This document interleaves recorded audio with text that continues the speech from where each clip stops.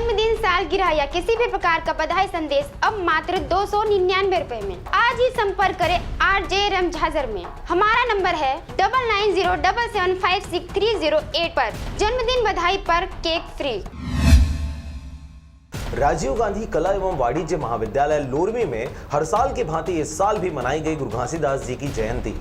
Lormi college में प्रत्येक वर्ष की भांति इस साल भी गुरु घासीदास जी की जयंती मनाई गई। इसके साथ ही कॉलेज के छात्रों का कहना है कि कॉलेज में 8-9 साल पहले जैत खाम की स्थापना की गई थी और तब से ही यहाँ पर गुरु घासीदास जी की जयंती मनाई जा रही है। गुरु घासीदास के संदेश के अनुसार मानव मानव एक समान के संदेश को सत्यार्थ करते हुए यहाँ के प्रत्येक छात्रों के द्वारा आपसी भाईचारे के साथ प्रत्येक वर्ष गुरु घासीदास जी की जयंती मनाई जा रही है। इसी कड़ी में 23 दिसंबर 2019 को सोमवार की सुबह 8 बजे से 10 बजे तक चौका आरती का कार्यक्रम आयोजित किया गया। इसके साथ ही 11 बजे से शाम 4 बजे तक पंथी नृत्य का कार्यक्रम आयोजित किया गया। लोरमी महाविद्यालय में मनाए गए गुरु घासीदास जी की जयंती अवसर पर कॉलेज के सभी बच्चों की सहभागिता देखने को मिले।